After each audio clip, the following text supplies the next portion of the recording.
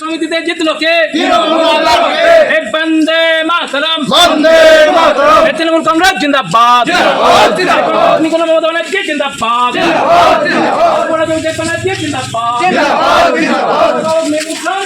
Sir আপনি তো আজকে এই নমিনেশন যে পর্ব চললো আজকে এখানে নন্দনপুরে, আপনি তো রিটার্নিং অফিসার হিসেবে এখানে উপস্থিত আছেন, তো কতজন মানে কটা সিটের জন্য নমিনেশন করলো, কি পড়লো ডিটেলে যদি বলেন। আমাদের যেভাবে নোটিফিকেশন হয়েছিল নন্দনপুর সমবায় সমিতি আসন সংখ্যা ছিল 12টি আসনের জন্য আজকে বিকাল 3টে পর্যন্ত, মানে 10 তারিখ বিকাল 3টে পর্যন্ত আমরা 12টি নমিনেশনই করেছি। এই বোর্ড গঠন প্রক্রিয়াটা কতদিন নাগাদ? বোর্ড গঠন প্রক্রিয়া আমাদের পেপারে পাবলিশ হয়েছিল, আজকে জাস্ট শুরু হলো। এরপরে আমরা যেমন হয় আর কি, বিদ্যালয়ের ডেট আছে এবং তারপরে স্কুটির একটা ডেট থাকবে, স্কুলের ডেট থাকে, তারপরে গিয়ে মোটামুটি যেমন মাসের মধ্যে বোর্ডটা গঠন হবে। স্যার আমার নামটার পদটা যদি বলেন। আমার নাম হচ্ছে সৌরভ রুদ্র, আমি অ্যাসিস্ট্যান্ট রিটার্নিং অফিসার হিসেবে কর্মরত। Thank you. মুখ্যমন্ত্রী মমতা বন্দ্যোপাধ্যায় আমাদের দলের নেত্রী এবং আমাদের সর্বভারতীয় তৃণমূল কংগ্রেসের নেতা আমাদের অভিষেক বন্দ্যোপাধ্যায় আমাদের সাংসদ, ওনাদের অনুপ্রেরণায় সারা বাংলায় যে সমবায় কেন যে কোনো নির্বাচনই হোক সেখানে সাধারণ মানুষ এবং ভোটার দুহাত ভরে আশীর্বাদ করেন। সেটাও আজকে এই নন্দনপুর যে সমবায় সমিতিতে আজকে নমিনেশন ফর্মের ডেট ছিল, আজকে কিন্তু অন্য বিরোধীরা কেউ এখানে দিতে পারেনি এবং আমরা অগাধভাবে বলেছিলাম যে প্রত্যেকে অধিকার আছে তারা যেন এখানে নমিনেশন ফাইল করে।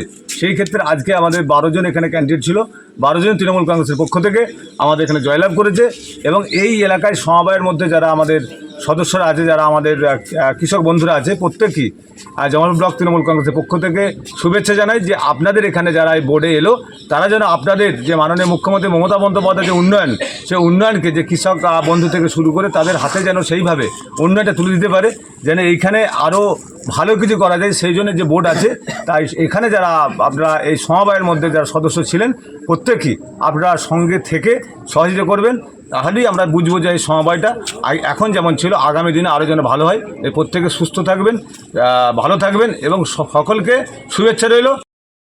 একটা জিনিস হচ্ছে, কালও আপনার চ্যানেলে বলেছি, আজও বলছি যে পশ্চিমবঙ্গে মামাটি মানুষের সরকার যেভাবে কৃষকদের পাশে দাঁড়িয়েছে, বিগত দিনে কোনো সরকার কিন্তু এইভাবে দাঁড়ায়নি, অন্যান্য রাজ্যেও কিন্তু এইভাবে কৃষকদের পাশে দাঁড়ায়নি। আজকে এই নন্দনপুরে যে কৃষি উন্নয়ন সমবায় প্রাইভেট লিমিটেডের যে উদ্যোগে আমাদের এলাকার উন্নয়ন হচ্ছে, তার একটা নির্বাচন হয়, বডি নির্বাচন হয়। সেখানে আমাদের পক্ষে 12 জন প্রতিনিধি এখানে তারা নমিনেশন ফাইল করেছিলেন বিনা প্রতিদ্বন্দ্বিতায়। আজকে ধরুন জয়ের মুখ আমরা দেখলাম, এর আগেও 2টো আমাদের হয়েছে, সেখানেও আমরা জয়লাভ করেছি। তার কারণ পশ্চিমবঙ্গ সরকার খরা, বন্যা, অতিবৃষ্টি, অনাবৃষ্টি সর্বদাই কৃষকের পাশে থাকে। কখনো কিষাণ ক্রেডিট কার্ড, কখনো দেখা যাচ্ছে কৃষক বন্ধু, কখনো স্বল্প মূল্যে যন্ত্রাংশ প্রদান এবং ন্যায্য মূল্যে ধান ক্রয় এবং বিভিন্নভাবে যে কৃষকদের সহযোগিতা করার দরকার, এবং সেটা কিন্তু আমাদের পশ্চিমবঙ্গ সরকার, আমাদের তৃণমূল কংগ্রেস মামাটি মানুষের সরকার মমতা বন্দ্যোপাধ্যায় এটা করতে পেরেছে। বিগত দিনে কিন্তু এটা ছিল না। এর আগে খরা, বন্যা, অতিবৃষ্টি ছিল, কিন্তু সেটা দেখা যাচ্ছে সেখানে বিভিন্ন ক্ষয়রাতি আসতো, সেটা হয়তো কৃষকদের কাছে পৌঁছাতো না। এখন ডাইরেক্ট মানে যে অ্যাকাউন্টের মাধ্যমে সেই অনুদান কৃষকদের কাছে পৌঁছে যায়।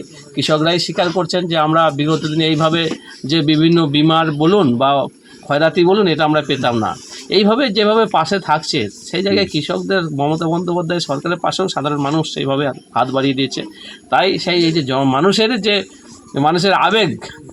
মানুষের আবেগই কিন্তু এই জয়ের লক্ষ্য বলে আমি মনে করি। তাই মানুষ দুহাত ভরে মমতা বন্দ্যোপাধ্যায়কে যেভাবে বিভিন্ন নির্বাচনে আশীর্বাদ করছে, এই সমবায়ের ক্ষেত্রেও সেইভাবে আশীর্বাদ করছে যে আমরা ঐক্যবদ্ধ হয়ে আমরা এলাকার উন্নয়ন করি এবং সমাজের উন্নয়ন করি।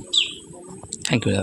JHMB Event Management Private Limited, all types of event planner, a house government of Indian register.